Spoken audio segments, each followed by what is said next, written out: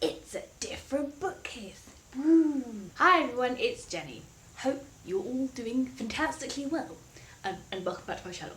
Do you like the bookcase more than my bedroom bookcase? Let me know.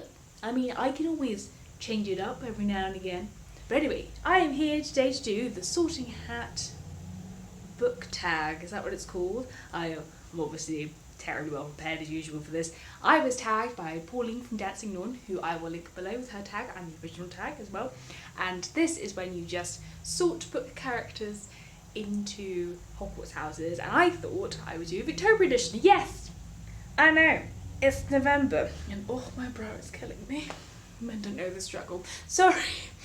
Yes, I know it's November, but I just wanted to do this because I'm in denial that Victober's over because I'm still reading Victorian literature. So I've got my trusty jink up here, and I asked on Instagram for characters. Some of them I didn't know because I hadn't read this book, so I just didn't put it in here. Some of my own ideas, but I'm gonna see what we've got, and I've got an even number of male and female characters because we're democratic here. So the first one is Tess from Tess the D'Urbervilles. Oh, I think she's a Hufflepuff because she is so loyal to Angel Clare. And if Angel Clare was in this, he would be a Slytherin. And if you've read Tess, you'll know why.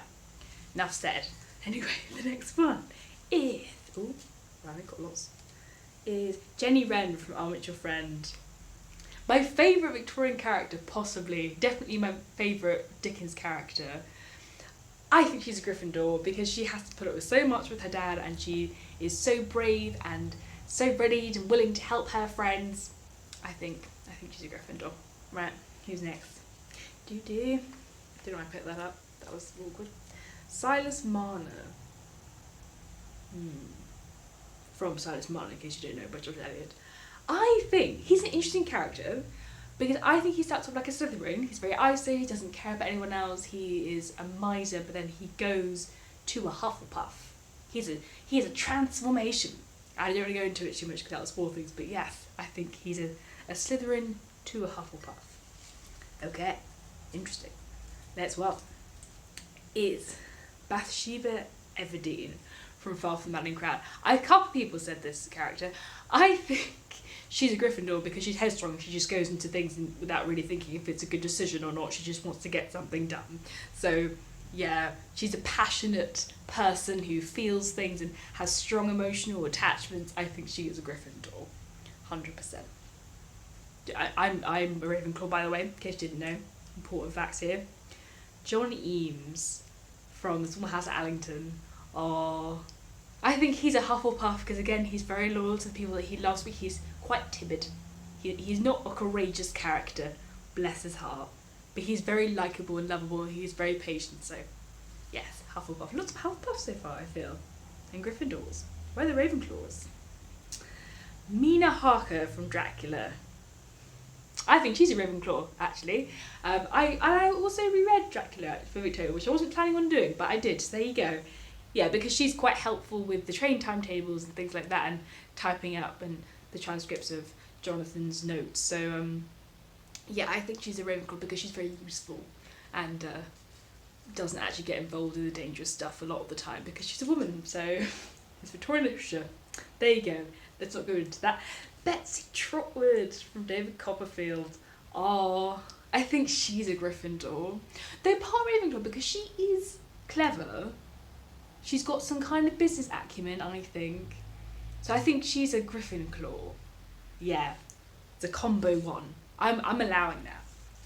It's allowed. St. John Rivers. You know, well, it's not St. John, it's St. John, isn't it? I always want to say St. John, but whenever I listen to it, it's St. John from Jane Eyre. I'm gonna say he's a combination. He is a Ravenclaw and Slytherin. He's a Slytherclaw because maybe that's a bit harsh. Maybe some people think that's not fair, but I think he's actually very self-interested in Jane, and he's not actually thinking about her that much when he says that he wants to marry her. Sorry, spoilers if you haven't read it, but I think most people know Jane Eyre. And he's clever and he's very scholarly in his religious faith, but I also think he's a little bit manipulative of Jane emotionally. So yeah, he's a Slytherclaw. I don't love him. Right, who's next? Becky Sharp. Now this is one I haven't read Vanity Fair. This is the only character that I haven't actually encountered, but I know enough about Vanity Fair and the characters to say that she is a Gryffindor. And with that kind of name, just gotta be a Gryffindor. Right. Alice in Wonderland. Well, Alice from Alice in Wonderland. I think she's also a Gryffindor because she's just adventuring and exploring and, again, just kind of gets herself into certain situations because she hasn't necessarily thought things through, but she's just going on and carrying on, and she fights against injustice within Wonderland to some extent. So, yeah, Gryffindor, I would say. I think we've had lots of Gryffindors. Joe Gargery from Great Expectations. Oh, he's one of my favourite characters in Dickens as well. I think he's a Hufflepuff because he's a very humble character.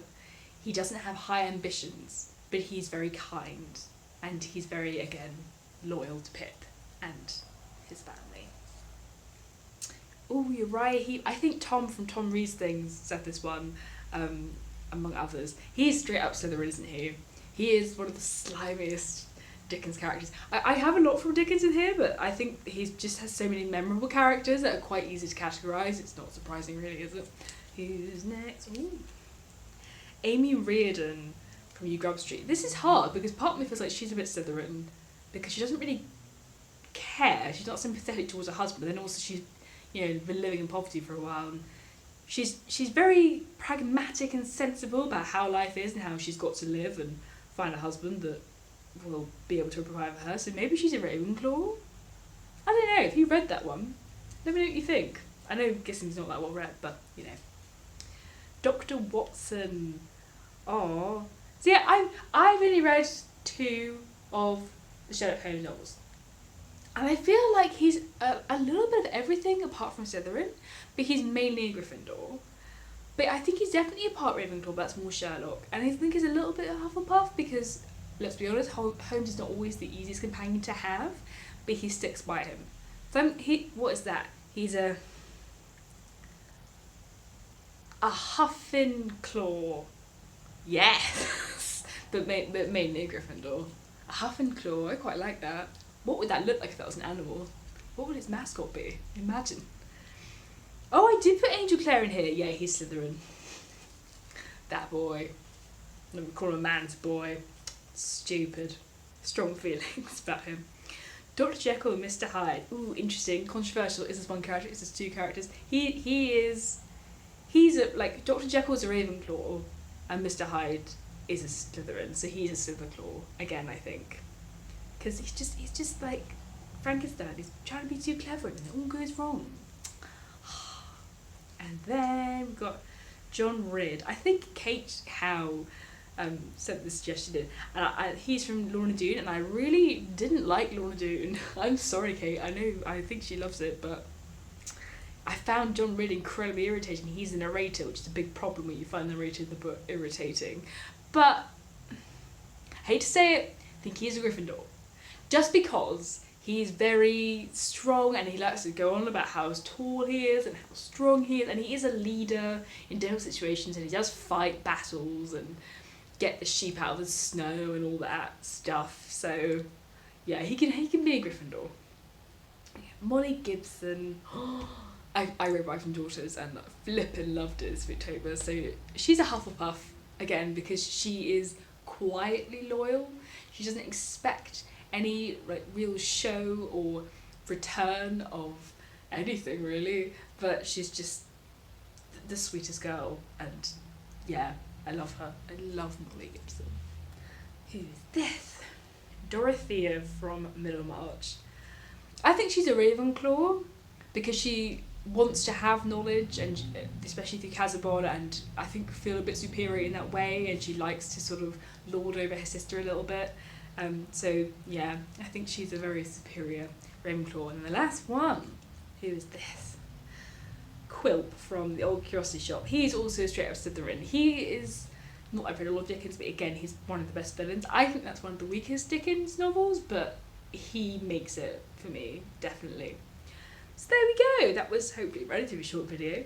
And I'm not going to tag anyone specifically because I just don't remember who's done this tag. I've had this tag so long ago, and I've got lots of other videos that I've been tagged to do, so you might see a few tags. Get excited. But yeah, if you want to do it, just do it, and let me know if you do. I'd love to watch it. I think these videos are really fun to do. Let me know if you disagree with any of them, or if you have other Victorian characters that you can easily categorise in Harry Potter houses. I think that would be cool. I hope you enjoyed this, and I will have a Victober wrap-up soon, hopefully, and I'm sad it's over, but this was me clinging on to the glory of Victober. But you know, it's non-fiction November now, so I'm not that sad. But Victober is my jam more than non-fiction November. Anyway, I need to go because this is getting really rambling. I will see you soon for Bookish Shenanigans. Bye!